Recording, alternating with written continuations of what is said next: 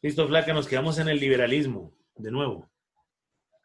O Sí, creo profe, que... entonces decía, sí, señor, entonces estaba diciendo que ya la exposición se acabó, entonces por Sí, eso no pongo la presentación, muy bien. ya coloco la cámara. Entonces estaba diciendo que la teoría del liberalismo era una filosofía política y moral que defendía la libertad individual, la igualdad ante la ley y una reducción del poder del Estado. Entonces, ¿cómo se hacía esa reducción del poder en el Estado? Entonces, como veíamos, en esta época se dio lo que fue el absolutismo, entonces solamente una persona tenía el poder de tener todas las riquezas en su poder. Entonces ya cuando llega la teoría del liberalismo, lo que hace es que se quiten las barreras que también estaban como el proteccionismo y se da la reducción del Estado. A Pero, eso se pero, refiere. pero otra vez lo que te decía, la reducción del Estado no, sino la reducción del poder del Estado. Del poder, exacto. Sí, porque la reducción del Estado sería, pues entonces, votar congresistas, disminuir los salarios, y aquí lo que estamos hablando es que no tenga tanta injerencia dentro del desarrollo del contexto económico. Listo, ese sería como el tema del liberalismo, y también hay autores. Entonces, aquí vienen unos que están de acuerdo con eso, otros que no están de acuerdo con eso. Eh, eh, los que están de acuerdo es para que haya una política económica restrictiva que ayude al desarrollo económico. Los que no están más interesados en que se permita que el capitalismo puro o el juego de oferta y demanda controlen el desarrollo de lo que decíamos anteriormente con el tema del precio o el valor del dólar en Colombia, por ejemplo. Antes manejábamos, ya les había dicho que manejábamos una banda cambiaria. Cuando el precio se disparaba, el Banco de la República sacaba dólares al mercado, ¿cierto? Para que la presión fuera menor. Pero resulta que a nivel internacional ya está generando un contexto un poco más fuerte. Cuando hablamos de apertura económica con Gaviria, o cuando empezamos a mirar lo que está pasando con Donald Trump, miren que ya como lo había compartido anteriormente, cada vez que el mono ese loco habla, ¿cierto? La tasa representativa del mercado se dispara. Cada vez que hay una pelea con China por el tema de colocarle más aranceles y con la Unión Europea, eso genera un impacto en la economía colombiana. Cada vez que Duque habla, obviamente quitando el contexto ahora de pandemia, ¿no? Debemos dejar eso un momento de lado, porque eso sí está afectando toda la economía global. Pero el contexto natural es cuando Uribe dice, perdón, cuando Uribe no, cuando Duque dice alguna cosa característica sobre la economía, hay una fluctuación. Entonces ahí tenemos impactos que van generando ese movimiento, y ahí sale el liberalismo, intervención del Estado, la no intervención o simplemente el contexto de impuestos. En cada uno de los modelos siempre vamos a encontrar un tema impositivo que es el que ayuda al sostenimiento del Estado. ¿Listo, Flaca? ¿Terminamos? Sí, prefiero terminar. Muy bien. Johan, colócale 2 puntos a Yesenia. Muy bien. Flaca, envíame esa presentación al correo. Vale, profe, después de Muy bien. clase te lo envío. Perfecto, dale pues. ¿Quién sigue? ¿Qué tema sigue, perdón? Yo, profe, con la fisiocracia. ¿Listo? Vale, ya presento. Fisiocracia, ¿no? Sí, señor. Me dice que no se puede compartir, que la Ah, anfitrión no, tiene bloquearla. un segundo. Listo, ya.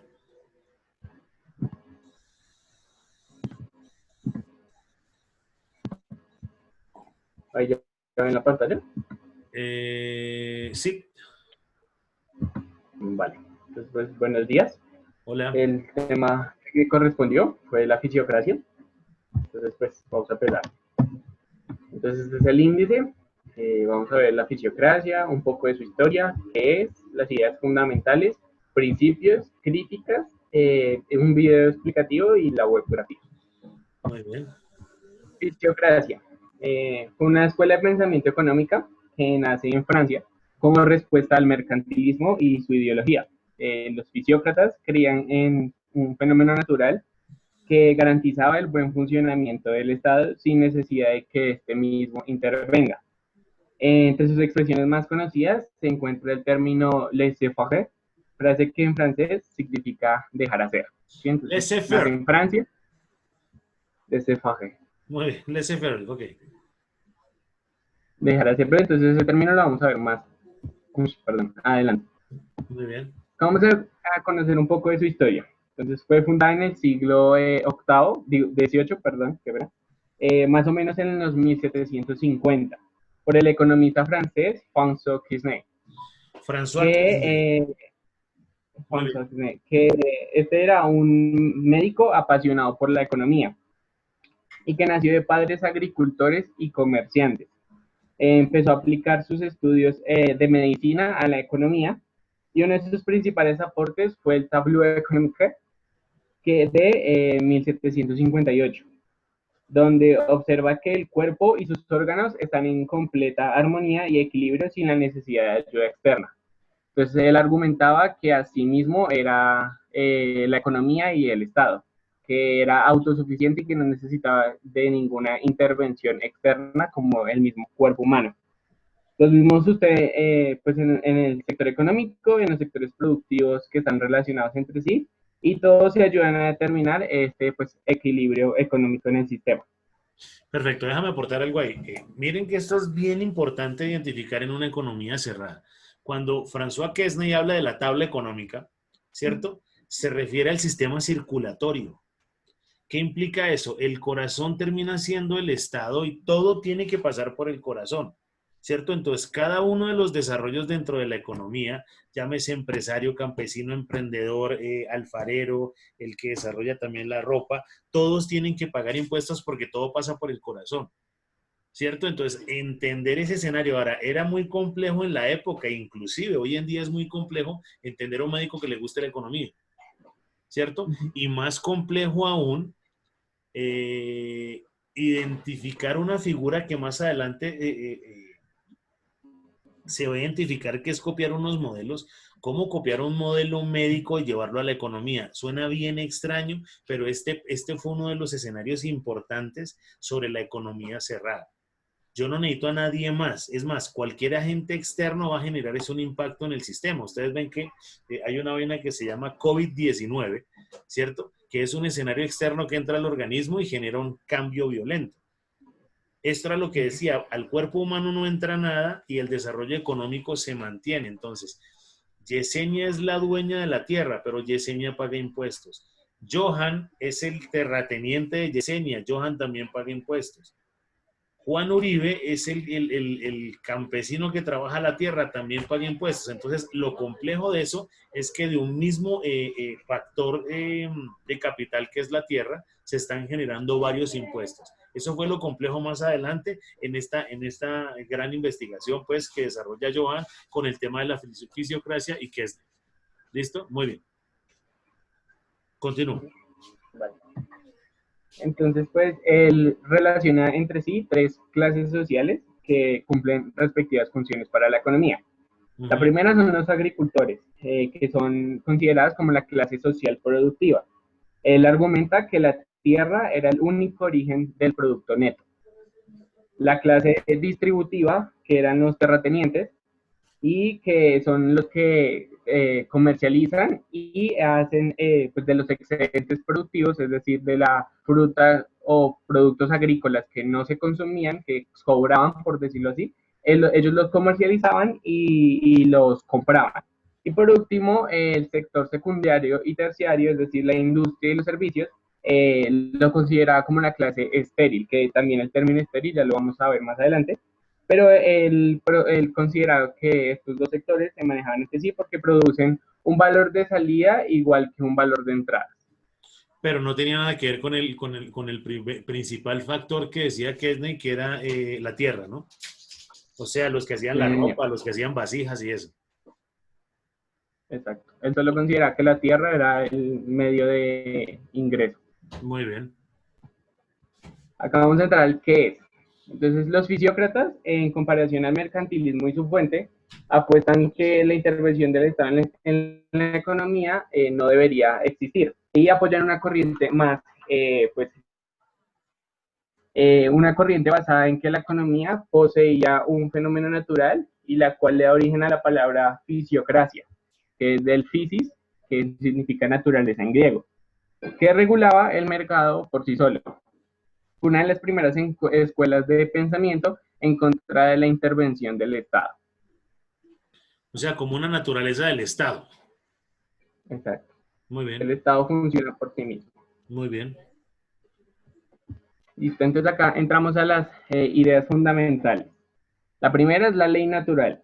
Esta defendía que era innecesaria la intervención del Estado por la autorregulación y el buen funcionamiento de un mercado sin la necesidad de que lo intervengan. Los fisiócratas consideraban que la intervención del Estado... Perdóname un segundo, aporto con este tema de la ley natural. Esa ley natural es a lo que se refiere a Adam Smith con la mano invisible.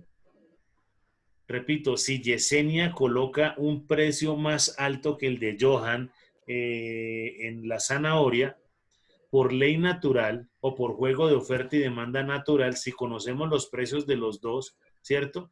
Claramente el mercado le va a comprar a Johan y no a Yesenia porque venden el mismo producto.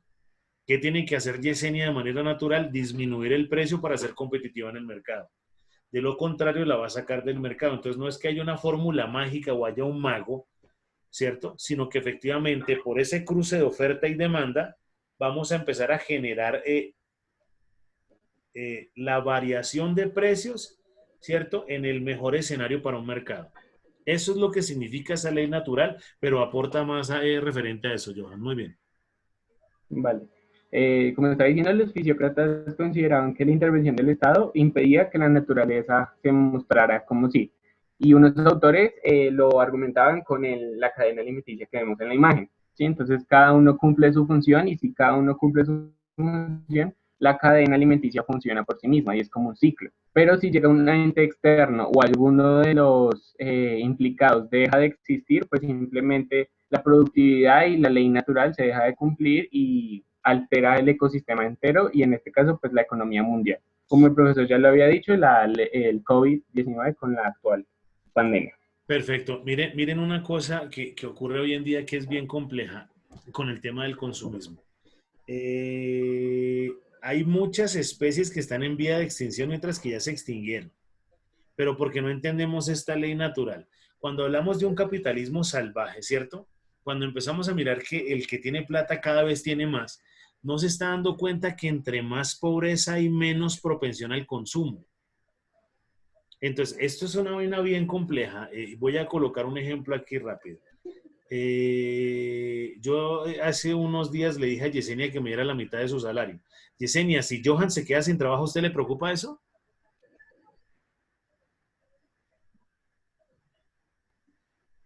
Pues sí, porque es un amigo, pero pues no me afecta directamente a mí. Perfecto. Entonces, Yesenia, sí, Johan es buena gente, qué lindo, y por eso me preocuparía.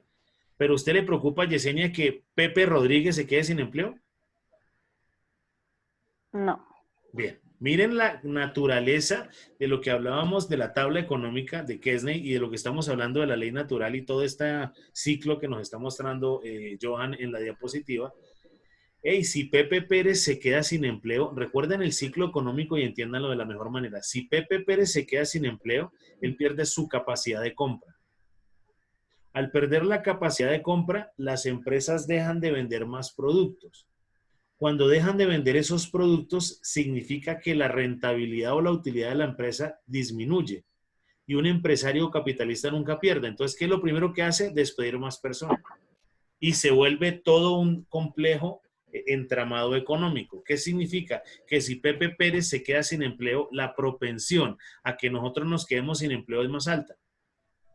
Entonces es mejor mantener el empleo para que se mantenga la capacidad de compra, para que las empresas puedan vender, y si las empresas van a vender y tienen una expectativa de producir más, pues estamos disminuyendo el desempleo porque las empresas contratan más personas. ¿Entienden lo que acabo de hacer como ese ciclo económico? Entonces, el desempleo sí es algo preocupante. Termina el COVID-19 en 1 año y medio o 2, que es lo que yo estimo como economista que van a terminar las secuelas y viene todo el problema económico. Entre más desempleo hay, es mucho más complejo hacer crecer el desarrollo económico. Entonces, voy a hacer un paréntesis un poco grande. Si yo fuera el presidente de Colombia, yo lo primero que hago es sacar a todos los extranjeros de Colombia, a todos, específicamente a los extranjeros que no le estén aportando valor a la economía. Entonces, perdón que tome el nombre, pero sacaría venezolanos que no son productivos y que no estén pagando impuestos. ¿Cierto? Que me estén generando un impacto. Sacaría americanos que no me estén generando impacto. Sacaría filipinos que me están generando un poco de caos en la costa caribe colombiana con el tema de violaciones a niños y todo ese cuento. Sacaría un poco de gente. ¿Para qué? Para darle la oportunidad al colombiano, ¿cierto? De que utilice esas plazas de trabajo que nos están quitando otros. Así genero una dinámica económica. Recuerde que cuando yo trabajo, ¿cierto? Consumo porque necesito satisfacer mis necesidades. Ese sería como un contexto a esa ley natural y a lo que nos está contando Johan. Muy bien, viejo, continúa. Perfecto, gracias, profe. Y la segunda idea fundamental de los fisiócratas es que la productividad es exclusiva de la agricultura. Para Quesney y pues sus autores defensores, la agricultura, pues que era muy practicada en la economía de aquel entonces, era la única fuente de productos netos. Es decir, que considera la tierra como la única fuente de riqueza y así como a la agricultura el multiplicador pues de esta. La agricultura era la única actividad que generaba un excedente superior a la única actividad, superior a los recursos utilizados, considerando al resto de ramas de producción como estériles, ya que no gozaban de esa capacidad que sí poseía la agricultura. Es decir, la agricultura generaba excedentes, como ya dije, de no solo consumo para mí, sino también sobrantes para vender y consumo de los demás, y satisfacción de necesidades de los demás. Cosa que, por ejemplo, la ganadería y distintas otras ramas no poseían. Entonces, para Quesney lo analizó de esta manera y por eso lo defendía así. Miren la diferencia tan marcada entre el mercantilismo y la fisiocracia. Entonces, Yesenia nos hablaba que la intención es coger todo ese poconón de oro y guardarlo en un cajón y efectivamente no importar nada para que esos capitales no se fueran. Caso contrario, y la fisiocracia, el único capital que me genera valor es la tierra. Entonces, yo produzco para mi consumo interno y si sobra lo puedo exportar. Y ahí también puedo empezar a generarlo. Entonces, repito, esto termina siendo un entramado que todos los modelos y todas las ideas económicas son absolutamente válidas siempre y cuando yo entienda el momento económico en el que me encuentro. Entonces, si en este momento tuviera más dinero, ¿qué estaría haciendo Juan Uribe? Invirtiendo, ¿no? ¿Invirtiendo en qué? Muy bien. Pues en lo que principalmente o en el ambiente que esté la economía en este momento, ¿no? Perfecto, entonces si es momento de invertir en oro, pues Juan va y coloca su dinero ahí. Pero Juan quiere ir a meterse a un restaurante, por más plata que tenga no puede. Entonces miremos que no solo es el mercantilismo. El campesino, y ahora me voy a la fisiocracia, el campesino que tiene toda su cosecha lista, pero no hay quien se la compre, pues tiene que perderla, porque así le baja el precio, no se la van a comprar. Entonces mire que los agentes exógenos también están agrediendo todos los modelos económicos o todos los desarrollos o ideas económicas que se generan. ¿Listo? Muy bien. Dale, Johan. Vale. Y acá pasamos a los principios. Entonces, el primer principio que ellos consideraban es la propiedad privada.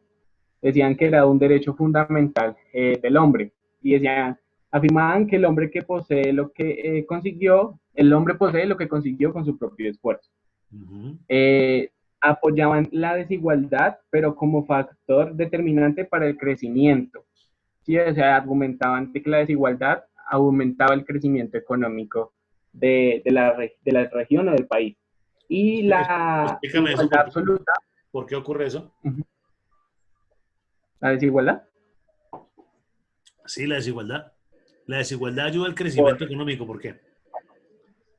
porque al uno tener más que el otro, entonces puede como invertir, si no sé qué me fue la palabra,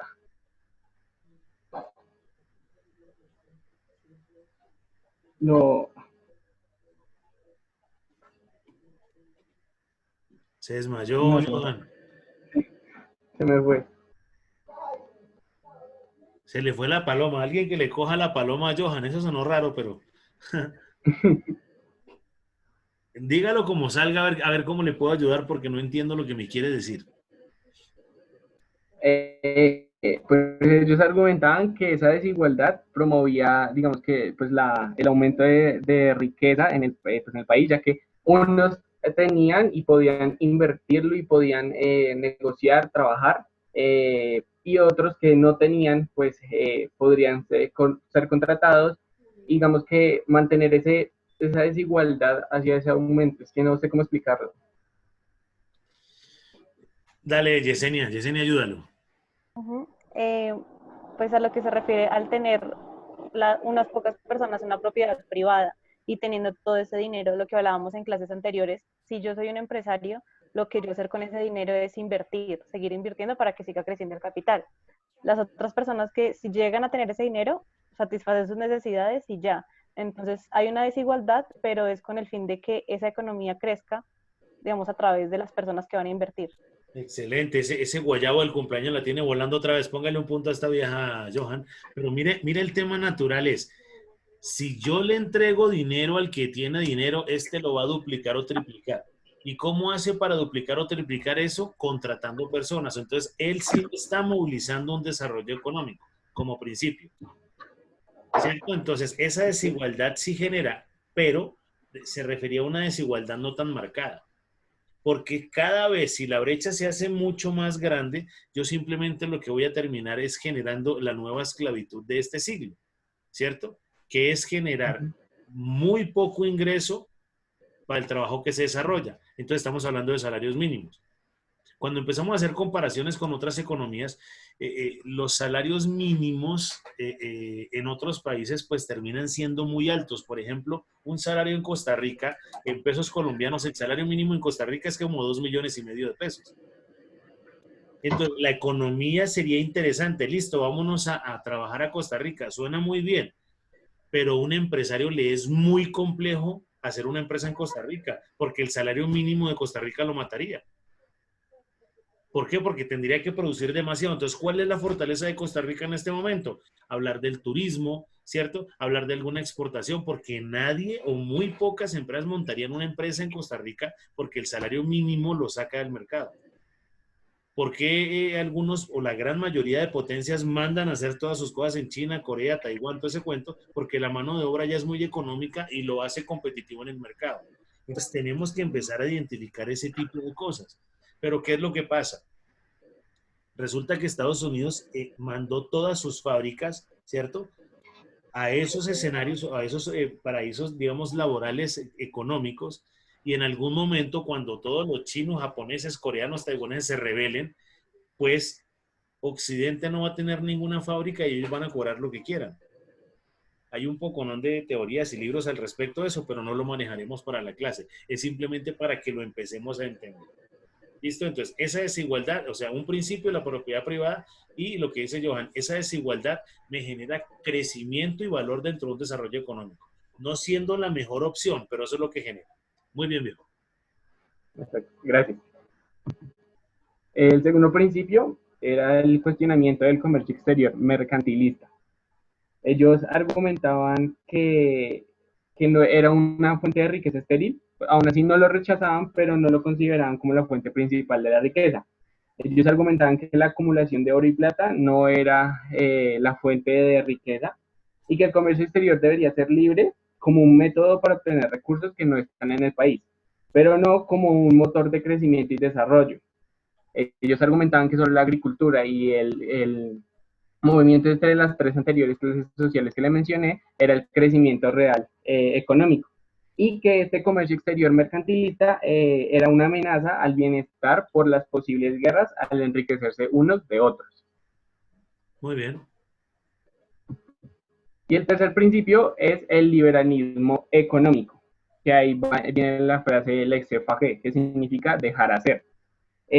Como una irrenunciable propiedad para el cumplimiento del orden natural y creían que la excesiva intervención del Estado impedía el buen funcionamiento pues, de esta economía.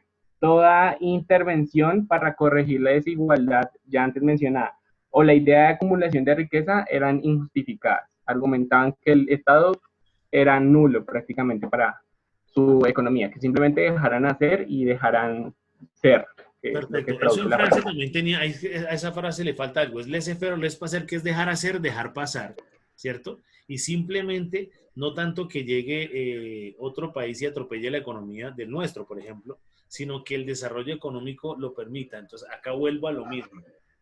Yo, ¿cómo voy a competir con Estados Unidos, sí? Con el tema de la producción de maíz, de soya, de algodón, si ellos tienen los campos y la tecnología. ¿Cierto? Entonces, me desgastaré menos o simplemente podría utilizar esos factores de producción, ¿cierto? Ese tierra, trabajo y capital, utilizarlo. Si tengo campos de algodón, inclusive aquí habían campos de algodón por Cali, pero hubo un aguacero y se llevó todo ese cuento. Esos personajes se quebraron. El tema es, ¿yo para qué le voy a hacer un contrapeso a algo tan fuerte? Colombia puede empezar a producir vinos, pero le va a salir demasiado costoso y va a gastar muchísimos recursos económicos y va a gastar mucho tiempo en eso. Pero ¿qué es lo que pasa? Argentina, España, Chile, los países vinícolas ya tienen la experiencia. Entonces, en un escenario comercial, pues es más fácil, ¿cierto? Que ellos manejen eso. Al igual que a ellos les costaría muchísimo trabajo poner a hacer, producir el café más suave del mundo, cuando eso lo tiene Colombia es por pisos térmicos. Eso no implica que yo no pueda producir para mi consumo interno, entendiendo que Colombia tiene cualquier cantidad de terreno libre para cultivar. Entonces, voy a colocar otro paréntesis y voy a trasladar lo que estamos hablando, de acuerdo a lo que dice Johan, a colocarlo el día de hoy. Todos queremos graduarnos, ¿cierto? Para trabajar en multinacionales, para montar alguna empresa, para hacer lo que sea, exportar específicamente la carrera de ustedes, pero nadie se preocupa por volver al campo. Cuando literalmente el dinero está es en el campo. Pero lo que hablamos anteriormente, no es coger la papa y exportarla, es coger la papa y desarrollarle todo un proceso productivo, ¿cierto? Y entonces ahora hacerle la competencia a McCain. Producto nacional que haga una papa precocida, la empaque, la congele, pum, y la venda en el mercado. Y exportar esa papa ya procesada. O coger la fruta y hacer lo mismo. ¿Para qué? Para que empecemos a entender que es el laissez-faire, que es dejar hacer, también podamos llevarlo a otros países y quedarnos con mayor cantidad de ingresos. Esa sería como la posibilidad. ¿Listo? Muy bien, Flaco, dale pues. Vale. Y lo último son las críticas.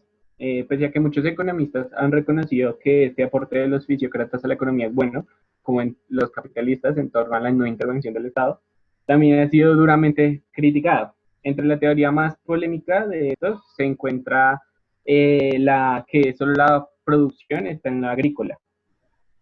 Pues estos lo subestiman con estudios en los que trataban de demostrar que la pobreza de aquellos países que primaban la producción agrícola frente a la industrialización de la economía como método de desarrollo.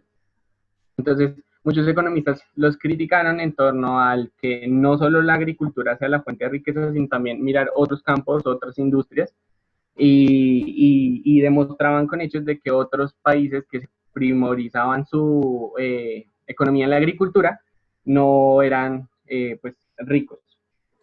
Lo Y que pasa es otra que, fue... perdóname para aportarle a ese contexto. Eh, Eso es lo que pasa hoy en día que no está bien estructurado.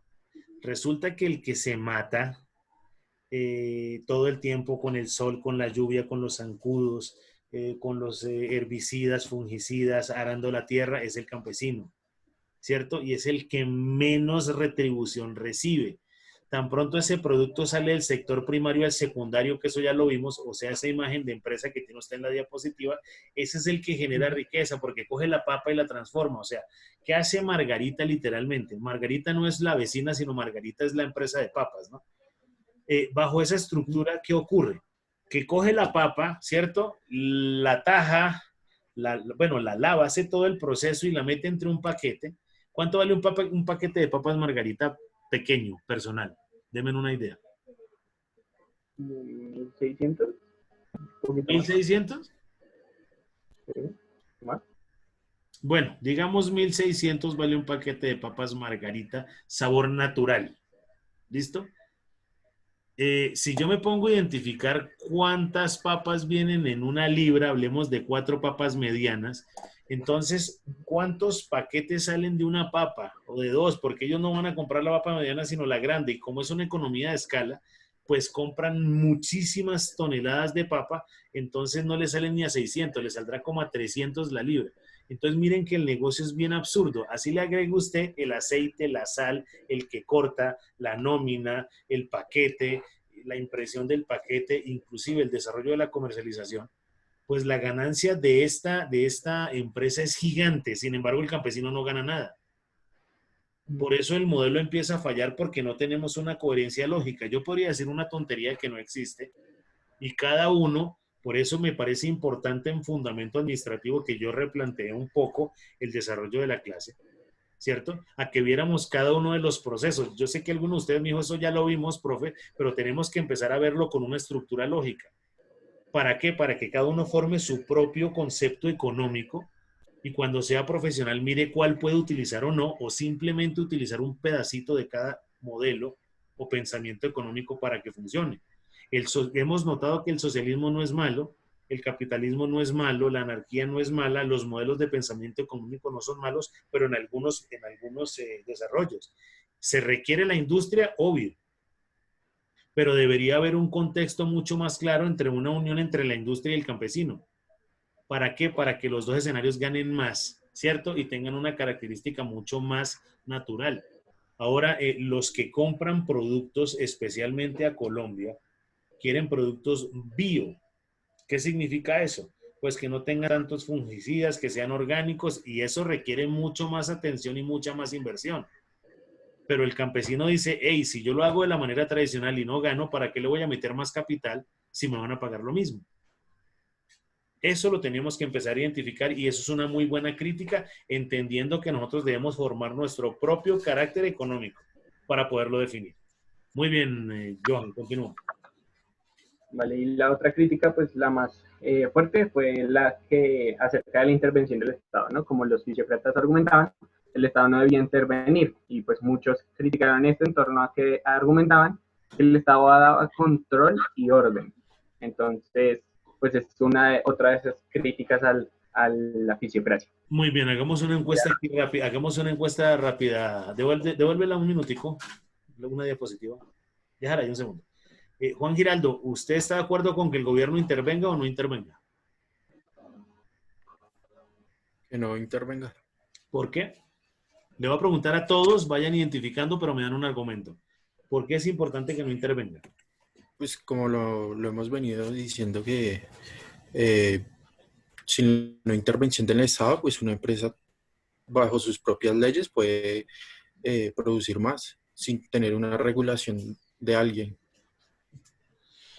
Muy bien, pero entonces ahora yo no es que yo simplemente voy a atacar argumentos para que ustedes creen su propio concepto. Pero entonces, ¿qué pasa si se unen entonces las 3 o 4 empresas de papel higiénico y le suben el precio como se les dé la gana?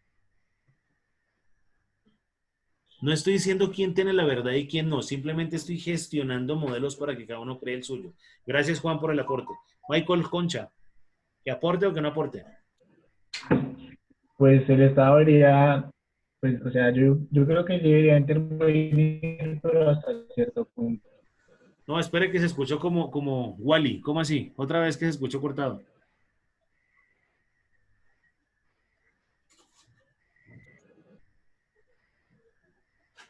Michael,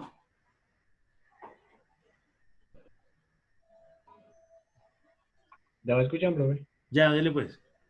Que se me está cayendo la llamada. Que el Estado sí debería intervenir, pero hasta cierto punto. O sea, debería poner su orden y todo, pero también dejando cierta libertad a las empresas. Perfecto. Miren que ahí viene otro aporte. No estoy diciendo que nuestro compañero Juan Giraldo no tenga la razón. Repito, aquí no estoy generando estructuras de quién tiene la razón y quién no, sino tomando los modelos. ¿Listo?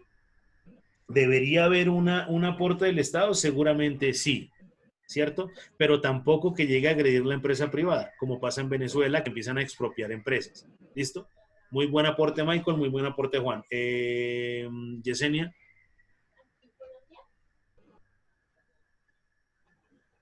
Se debe tener una regulación por parte del Estado como un control, o sea, siguiendo las leyes, pero tampoco que entre a una propiedad privada o una empresa con esas mismas leyes. Muy bien, viene una característica importante, que el gobierno interviene en unas cosas y en otras no. Y aquí notamos específicamente, puedo hablar de Colombia por conocimiento propio, a los presidentes. Nosotros siempre hemos dicho que Uribe fue un mago que respetó y que manejó el planeta y es uno de los 100 personajes en su época más influyentes, al igual que Juan Manuel Santos, ¿cierto? Y ahora Santos, Nobel de Paz y no sé qué, un poco, ¿no?, de carreta ahí que suena hasta raro. Pero el tema es, estos personajes, ninguno de los dos fue capaz de meterse con los bancos. Ninguno. Porque es que el sector financiero en Colombia genera muchísimo empleo. Y yo imagino que el sector financiero amenaza al gobierno. Venga, si usted me fastidia mucho, pues saco 35.000 personas nuevas desempleadas. Entonces el gobierno entra en pánico y los protege. Pero el tema es bien complejo. El gobierno sí debería intervenir con algo que se llama educación bancaria. O sea, obligar al banco a explicarle a la gente qué error puede cometer sacando una tarjeta de crédito. ¿Qué error puede cometer dándole un crédito hipotecario con una cuota muy alta? Porque hay gente muy extraña, hay gente que se gana 1.000.000 de pesos, ¿cierto? Y colocó papeles extraños y sus cuotas de la casa son de 1.200.000. La pregunta es, ¿cómo va a pagar ese excedente? Es más, ¿usted cómo va a gastar toda su plata en vivienda si tiene que comer, pagar impuestos, pagar servicios y una cantidad de cosas? Los bancos son tan extraños que un crédito no se le debería dar a una sola persona, se le debería dar a un núcleo familiar. Entonces coja el ingreso del esposo, de la esposa y del hijo para que puedan comprar una casa. Así es más fácil y repórtelos a todos si quieren. Pero no hemos tenido un contexto natural como sector financiero de entender que es una educación que tiene que ser transparente. Esa sería una intervención inteligente del Estado. Otra intervención inteligente del Estado, en mi manera de ver, por eso que le estoy haciendo preguntas a cada uno, sería que cada carrera en Colombia, cada carrera profesional me refiero, tenga un escenario como el de medicina. Cuando termine su carrera tiene que ir a hacer un año de rural obligatorio. Entonces yo le diría a Yesenia y Juan Uribe que busquen otro profesional en economía, un abogado, un agrónomo, ¿cierto? Y se vayan a un pueblo, ¿cierto? A explicarle al campesino cómo desarrollar su producto. Ahora, a mí me daría risa porque claramente un campesino nos enseña a todos. ¿Listo? Usted le pregunta a un campesino y él en su cabeza ya hizo la operación matemática. Nosotros tenemos que sacar la calculadora del celular. Entonces ahí empezamos a tener como respuestas un poco extrañas para hacer esas modificaciones en la intervención del Estado. Yo creo que la intervención del Estado debe ser pertinente para ayudar a crecer la economía, pero no para intervenir en el proceso económico. ¿Listo? Gracias, Yesenia. Juan, ¿qué opina? Juan Uribe. Pues básicamente yo iba a decir un poco de una y un poco de otra, porque es que las dos, se puede decir que si las dos están interconectadas, pues sería mucho más eficiente a mi parecer. Pero entonces, ¿cómo sería eso?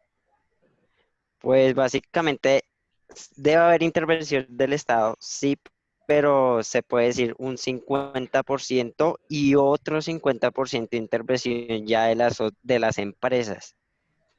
Juan Uribe, no me mame gallo, que eso ya me lo repitió en otro idioma. ¿Cómo así? Muy bien. Pues que básicamente el Estado tiene que actuar, sí, pero no haciendo leyes que, en pocas palabras, perdónenme la expresión, puede ser estúpidas y no tienen sentido. Y las empresas también tienen que dar un poco de ellos, también tienen que sacar, ayudar con el gobierno a hacer, se puede decir, un lazo. Excelente. Por ese lado sí, mire que lo dijo diferente. O sea, no está repitiéndome lo mismo más duro, sino el contexto es trabajar en equipo con. Inclusive yo le puedo disminuir impuestos a las empresas que me contraten personas y que me generen valor. El problema es que eso nos ocurrió con Bavaria, ¿cierto? A ver, yo lo apunto aquí porque ya se nos va a cerrar la clase para que me quede la idea clara. ¿Qué pasó con Bavaria? Que el gobierno le ayudó con muchos temas de impuestos, después Bavaria lo compró otra empresa y otra empresa, utilizó nuestros recursos